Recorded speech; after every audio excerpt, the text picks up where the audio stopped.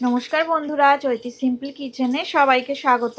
আশা করি তোমরা সবাই খুব ভালো আছো আর আমিও ভালো আছি। তো দেখো, কড়াতে আমি সর্ষের তেল নিয়ে নিয়েছি। ছ চামচ সর্ষের তেল আমি নিয়ে নিয়েছি। তো তেলটা বেশ ভালোই গরম হয়ে গেছে, সর্ষের তেল।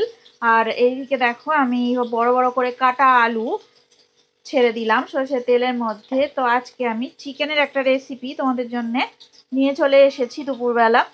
তো চলো দেখি রান্নাটা কিভাবে করি। তো ভালো মতন আলুগুলো আমি ভেজে নেব একটু সোনালি সোনালি করে। মিডিয়াম ফ্লেমে রেখেছি আমি গ্যাসের ফ্লেমটা। তো চলো ভাজা করে নিই। আর প্রথমেই বড়দের প্রণাম আর ছোটদের ভালোবাসা জানিয়ে আমি আমার রেসিপি এখন থেকেই শুরু করলাম। আর পুরনো বন্ধুদের অনেক ধন্যবাদ। আর নতুন বন্ধুরা তারা আমার চ্যানেলটা সাবস্ক্রাইব করে আমার পাশে থাকবে। তো চলো আর দেরি না করে রেসিপি শুরু করা যাক। তো দেখো, আলুগুলো বেশ লাল হয়ে গেছে। এইবারে আমি সমস্ত আলু তুলে নেব একটা পাত্রে। এবারে আমি কুচানো পেঁয়াজ দিয়ে দিলাম। দেখো, আমি 4টে মিডিয়াম সাইজের পেঁয়াজ এইভাবে কুচিয়ে নিয়েছি। পরিমাণ মতো হলুদ গুঁড়ো দিয়ে দিলাম। দেখো, আমি পরিমাণ মতো নুন দিয়ে দিচ্ছি। পেঁয়াজটা লাল করে আমি ভালো করে ভাজা করে নেব। সবটাই আমি মিডিয়াম ফ্লেমেই করছি। তো দেখো, আমি 1 চামচ আর একটু সামান্য আদা রসুন পেস্ট দিয়ে দিলাম। আর 1 চামচ জিরে বাটা দিয়ে দিলাম।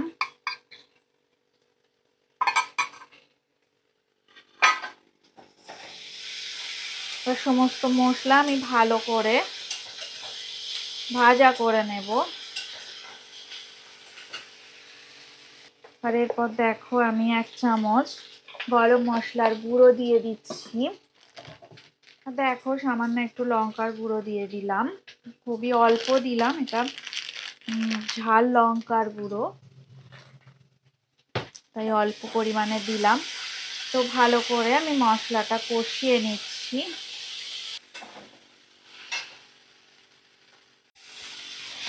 তো দেখো, একটু টমেটো, আমি ছোট একটা টমেটো কুচি করে দিয়ে দিয়েছি।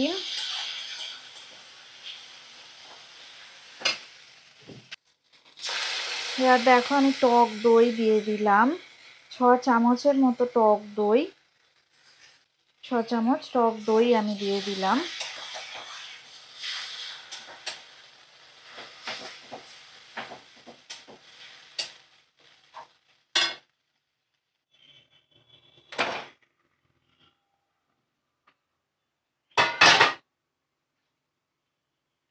দেখো, চিকেনটা দিয়ে দিলাম। দিয়ে ভালো করে মশলার সাথে আমি কষিয়ে নেব।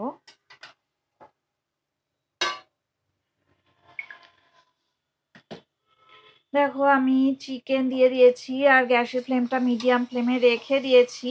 তো চিকেনটা দিয়ে ভালো করে আমি সমস্ত মশলা আমি কষিয়ে নেব। দেখো কত সুন্দর কালার এসেছে এর মধ্যেই।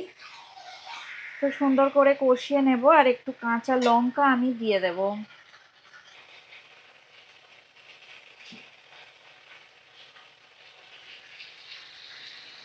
দেখো, কিছু কাঁচা লঙ্কা, পাকা কাঁচা লঙ্কা আমি দিয়ে দিলাম।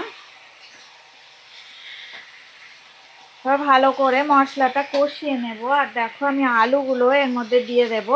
কারণ আলুগুলো অনেক বড় বড় আছে, নাহলে আবার সিদ্ধ হবে না। তো আলুও দিয়ে দিলাম। এবারে আমি একটু ঢাকা দিয়ে লো ফ্লেমে রেখে রান্নাটা করে নেব। তো দেখো, আমি ঢাকাটা খুলে নিয়েছি। তো মাংসটা অনেকটাই সিদ্ধ হয়ে গেছে। তো জল বেরিয়েছে প্রচুর। জলটা আমি শুকিয়ে নেব। তারপর মাংসটা ভালো করে কষিয়ে নেব। আর একটু কষাতে হবে। জলটা শুকনো হওয়া পর্যন্ত আমি অপেক্ষা করব। তো দেখো, মাংসটা ভালো মতন কষা হয়ে গেছে। দেখো, দারুণ কালার এসছে। কত সুন্দর দেখো কষা হয়ে গেছে। এবারে দেখো আমি একটু গরম জল দিয়ে দেবো। আমি জল গরম বসিয়েছি পাশের ওভেনে, এবার গরম জল দিয়ে দেবো। কষা হয়ে যাওয়ার পর দেখো কত সুন্দর কালারটাও আসে, দারুণ কালার এসেছে। দেখো আমি গরম জল দিয়ে দিচ্ছি, তো মাংসের ঝোল ঝোল হবে মাংসটা, তাই জন্য দেখো আমি অনেকটাই জল দিয়ে দিলাম, বেশ ভালো পরিমাণেই জল দিয়েছি। এটা ভাতের সাথে খাওয়ার জন্য রান্নাটা হচ্ছে। চলো আমি এবার একটু ঢাকা দিয়ে রাখবো।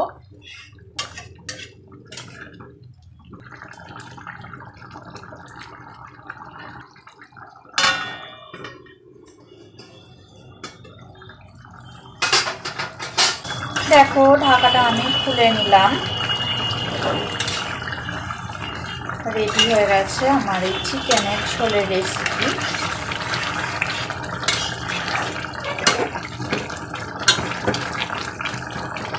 তো দেখো একদম রেডি হয়ে গেছে, গ্যাসের ফ্লেমটা আমি অফ করে দিলাম। আলু দিয়ে চিকেনের ঝোলের রেসিপি একদম রেডি হয়ে গেছে।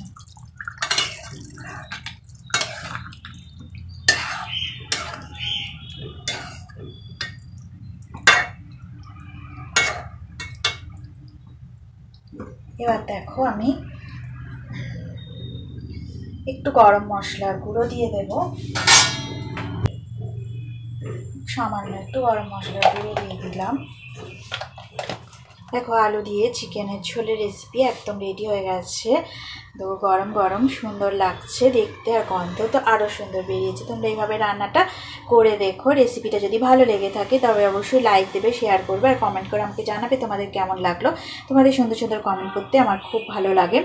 আর তোমরা সুস্থ থাকো, ভালো থাকো, আমার রেসিপি এইভাবে দেখতে থাকো। এতক্ষণ ধরে আমার সাথে রেসিপিটা দেখার জন্য তোমাদের অনেক অনেক ধন্যবাদ। পুরোনো বন্ধুদের তো অনেক ধন্যবাদ আমাকে এগিয়ে নিয়ে যাওয়ার জন্য। আর নতুন বন্ধু যারা আছে তারা আমার চ্যানেলটা সাবস্ক্রাইব করে আমার পাশে থাকবেন। আজকের মতো টাটা, পরে আবার নতুন রেসিপি নিয়ে তোমাদের সামনে আমি আবার চলে আসবো।